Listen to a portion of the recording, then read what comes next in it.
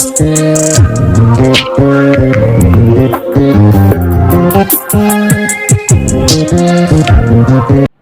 Ji Ka Khalsa, Vaheguru Ji Ki Fateh.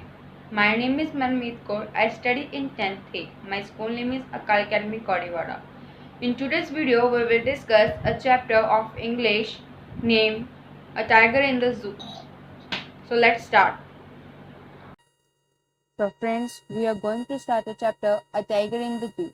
In this chapter, we will study two stories of a tiger, one where a tiger is in the zoo and one where a tiger is in its natural habitat. And we will also identify that in which passage the tiger is in the zoo and in which passage tiger is in its natural habitat. So let us start a first passage. He stalks in his vivid stripes the few steps of his cage on pads of velvet white in his quiet race. So, the poet compromises the behavior of the tiger when he is in the zoo and when he is in its natural habitat. The jungle in the first paragraph. The poet tells us that when the tiger is in the zoo, we can say him walking in his cage. A tiger can be identified by the stripes on his body. His feet are as soft as velvet, so when he moves, no noise is made. When he is in the cage, he is angry because he feels trapped and longs to go out.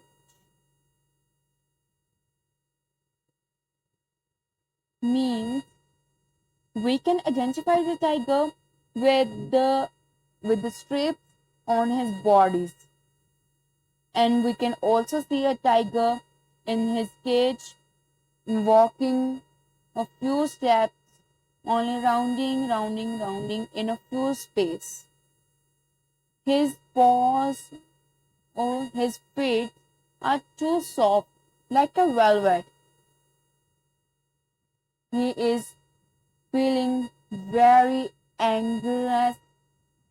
He feels very trapped because he is in the cage. If he is in its natural habitat, then he will feel free to go here and there, to move how much he wants. Now we will do our next passage. He should be lurking in shadow, sliding through long grass, near the water hole where plum deer pass. He in the above lines refers to the tiger. A tiger, when he is in the jungle, he conceals himself in shadow. He hides himself in the long grass and waits for his prey. Near the source of the water, animals come to the source of water to have water, and that's the time the tiger attacks and hunts. It is the place where he can find fat deer. In this passage, we have told that the tiger is free in the jungle. He is lurking in the shadow, and he is sliding, or we can say hides himself in the long grasses and wait for his prey, means his lunch, dinner, or his food. Near the water sources like pools, rivers, animals come to drink water, and at that time the tiger attacks and hunts them. It is the place where he can find a fat and fresh deer. Now we will read a next passage. He should be snarling around houses at the jungle's edge, baring his white fangs, his claws, terrorizing the village. The tiger's natural behavior is to roar, so it roars. Near the houses situated at the edge of the jungle, the tiger shows his white teeth and claws to scare the villagers. It is not that the tiger enjoys scaring the villager. It's just the tiger's nature to do so. So in this para, we have told that when tiger is free or in its natural habitat, he snorts, means he roars, and roaming around the houses, that is at the jungle's edge or near village. He shows his white teeth and his claws to scare the villagers,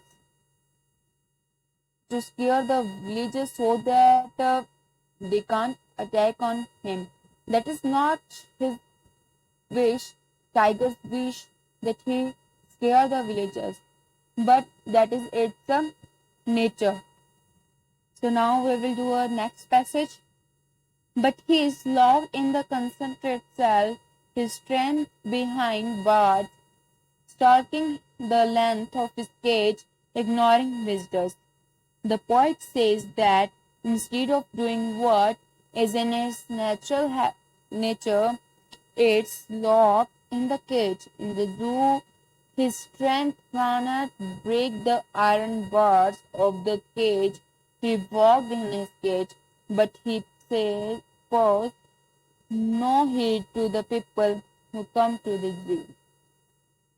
So in this passage, Paul says that the tiger is locked behind the iron bars of the cage. He can't do anything that he can do in the jungle or in its natural habitat. He can't go outside of the cage. He can only walk in the cage. He is ignoring the people who are coming in the zoo. In the zoo, he has to do only that is possible there. Now we will do next passage. He hears the last voice at the night, the patrolling cars, and stares with his brilliant eyes at brilliant stars. The last voice that he hears is the voice of the patrolling car. The patrolling car comes to check if all the animals are safe in the cage. He looks at the stars with longing in his eyes. Perhaps, like the stars shine in the darkness and give us light, he too hoped to be back in the jungle. In this paragraph, poet says that the tiger only hears a last voice of a patrolling car that comes in the zoo to check if all the animals are safe in their cage. Now tiger is looking towards the stars with his longing, shining eyes. He thought that, like the stars shine in the darkness and give us light, he had to hope to be back in the jungle one day. Now we will discuss some poetic devices in this chapter. First is personification. What is personification in this point? Inanimated object or an unabstracted ideas as a person having human traits. In this point, the tiger is addressed as he, means it is treated as a human. In this point, the tiger is addressed as he, as a human. The poet addressed the tiger as a human. Now second, oxymoron, a figure of speech in which apparently contradictory terms appear in conjunction. In this point, quiet and race are used together, though here means is entirely different. Third, metaphors. Compares two objects without using like or as. In this poem, the pad of the tiger is compared to velvet. Now, we will read the central idea of the poem. The poet through this poem wants to convey that animals should be in their natural habitat. No one likes to be trapped and caged. We all want to be free. So, why the animals should be treated differently? After all, they are also living beings. Means the poet wants to say us that we should not we should not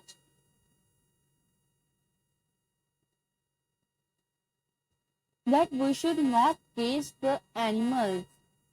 They also want to feel free like humans. But why they are treated so differently? As the God have given us same life, so why they are treated so differently? So we should not cage the animals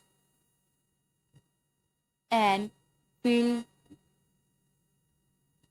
and free them in their natural habitat. So friends, in today's video we have discussed two stories of a tiger, one where tiger is in the zoo and one where tiger is in its natural habitat. So we will meet in a next video. Waheguru ji का खालसा, वाहेगुरु जी की फतेह.